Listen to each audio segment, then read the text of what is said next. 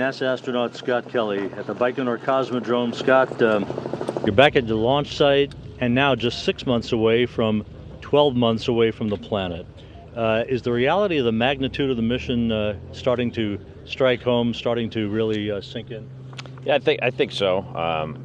You being here in Baikonur, it's for the first step to get into space.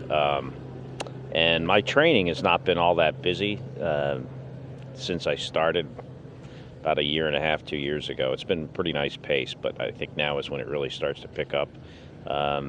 With the final exams we had as a backup crew, and then coming here, and then going back to Houston, I anticipate, having a lot more events scheduled, and then a lot more travel leading up to coming back to Russia, and then back here in February and March. So from this point on, what is the most difficult part of the training? Is it the training itself, or tending to personal issues to get your family support, your loved ones, in a position where you're not going to see them for a year?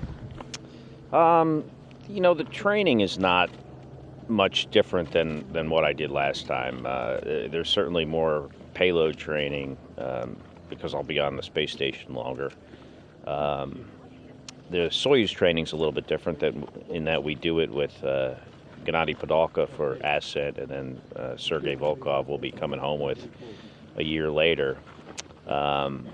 But I think mostly it'll be more of a challenge in that I am getting ready to be gone for it'll be really about 14 months, which is a pretty long time from leaving from home and leaving a 19-year-old at home in my house.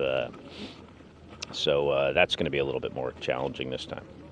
Do you look at this as a marathon, Scott? And if so, how do you and Mikhail Kornienko control the pacing of such a long mission? I've talked to some guys that have been on the space station recently, and they recognize that this will be a challenge. When I asked them, hey, could you stay another 9 months?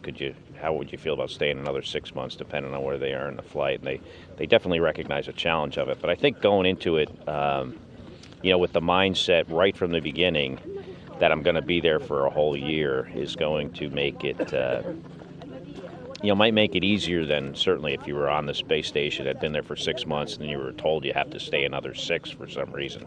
That would certainly be a lot harder. So I think it is, in some ways, a mental thing, preparing yourself for, the long haul.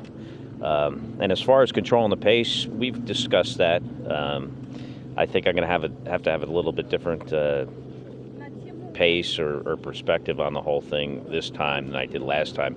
They say the long duration flight is like a marathon and the shuttle flight's like a sprint. What I say, especially for my last flight, was that the last flight actually kind of felt like a long shuttle flight, except you had a little bit more time on the weekend, so it was like a long sprint.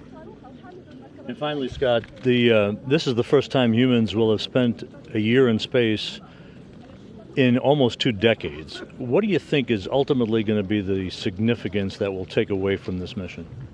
Well, someday we're going to go to Mars, and we have the facilities on board the space station to really study the effects of space on longer duration space flights. I mean, 6 months is a long time, but going to Mars is going to take a lot longer than that. So, having the capability that the International Space Station provides to study the human element of this is going to be, I think, significantly better than what we've